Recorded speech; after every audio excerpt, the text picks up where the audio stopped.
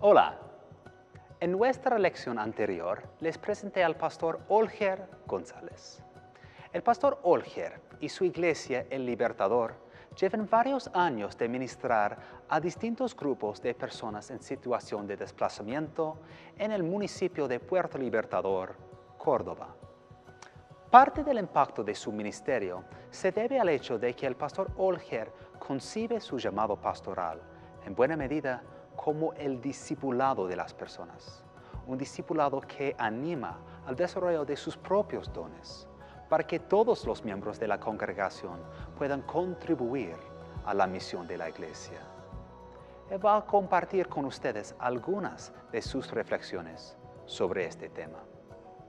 Uno de los aprendizajes que quiero compartir es que el pastor no juega el rol de cada miembro en la iglesia, sino que los moviliza en sus propias vocaciones. Un pastor fácilmente puede llegar a sentirse abrumado por la complejidad del ministerio a la población en situación de desplazamiento, o sentirse desesperanzado porque no cuenta con las capacidades personales para responder a todos los aspectos del desplazamiento que requieren atención.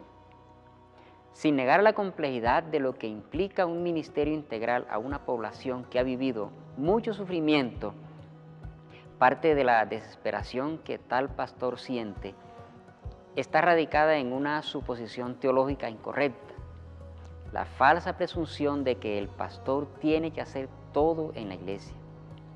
Pero esta perspectiva incorrecta olvida que el cuerpo de Cristo, aunque sea uno, como lo enseña Pablo en la primera carta a los Corintios en el capítulo 12, tiene diversos miembros y todos los miembros contribuyen a su ministerio.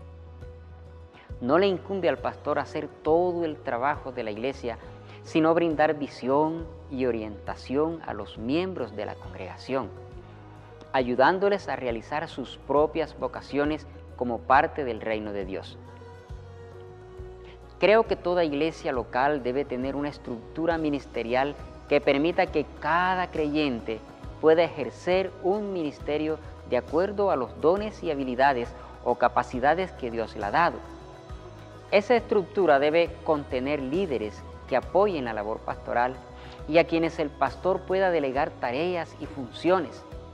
En estos ministerios se pueden involucrar hermanos que saben hacer ciertas tareas o funciones mejor aún que el pastor, como por ejemplo brindar cuidado psicológico a personas traumatizadas, apoyar la elaboración de un nuevo negocio para una persona necesitada o ayudar a alguien con sus trámites gubernamentales.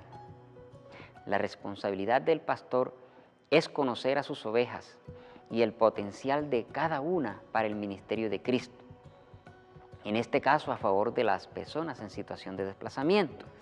Por razón de conocer los miembros de su congregación, el pastor puede inspirarles y motivarles en sus propios ministerios, brindándoles oportunidades o capacitaciones a cada uno según el área en el que puedan servir.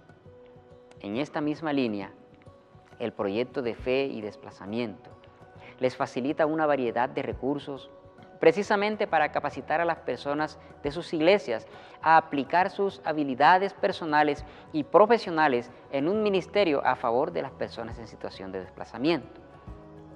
En la lección anterior, compartí con ustedes la visión de la iglesia. En esta ocasión quiero compartirles la misión, que es vivir y anunciar el reino de Dios para atraer personas a Cristo, mediante la proclamación de las buenas nuevas de salvación dentro y fuera de nuestro entorno. Brindar capacitación a hombres y mujeres para enseñar a otros y así propagar el Evangelio e influenciar en nuestro medio con los valores y principios bíblicos de conciliación entre hermanos y reconciliación con Dios. He buscado resaltar la importancia de brindar capacitación a hombres y mujeres. Esto lo que permite formar a los creyentes para el ministerio de Cristo. La formación de líderes dentro de los creyentes debe ser política de la iglesia y debe ser tarea pastoral. Un segundo mensaje que quiero compartir es la importancia de sensibilizar a los miembros de la iglesia en cuanto a las realidades de las personas en situación de desplazamiento. Mientras la iglesia vive en condiciones normales, es más fácil el vivir el servidos los unos a los otros, como lo enseña el apóstol Pablo en la carta a los Gálatas, en el capítulo 5, verso 13, en el que Pablo llama a la iglesia en Gálatas.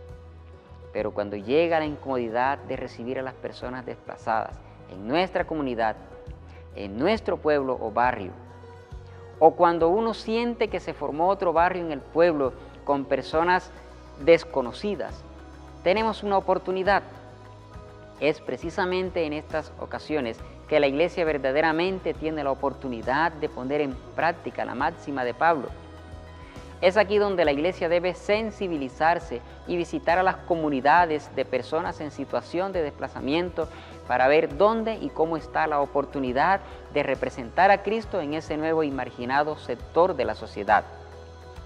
Normalmente la tendencia de los miembros de la iglesia es reaccionar de forma indiferente ante la presencia de personas en situación de desplazamiento. Se cuestiona la acción del Estado, se cuestiona la presencia de grupos al margen de la ley, se cuestiona la corrupción y se piensa que hay injusticia para con las personas en situación de desplazamiento. Pero más allá de eso, siempre hay que motivar a los miembros de la congregación para tomar acciones tangibles a favor de las personas en situación de desplazamiento. Una forma como hemos sensibilizado a los miembros de nuestra iglesia es estratégicamente haciéndoles partícipes de algunas actividades en pro de conocer el entorno de las personas en situación de desplazamiento.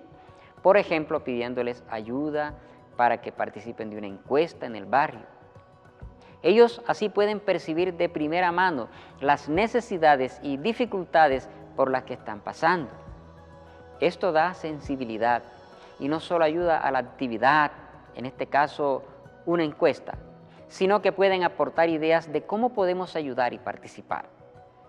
También se puede sensibilizar a la gente de la iglesia respecto a la realidad de las personas en situación de desplazamiento, invitándoles a visitar a la comunidad y tal vez participar en algún evento de apoyo para la gente allí. O tal vez pueden sencillamente pasar a hablar con las personas de la comunidad un rato, acompañado por una persona o pastor local. Creo en el discurso como estrategia para sensibilizar a la gente a la vivencia del prójimo, y tales conversaciones pueden ser especialmente impactantes cuando tienen lugar en el barrio de las personas en situación de desplazamiento. Así, los hermanos miran la necesidad de primera mano y habitualmente son más sensibles y reaccionan de tal forma que estén dispuestos a ser de apoyo y ayuda para con su prójimo en situación de desplazamiento.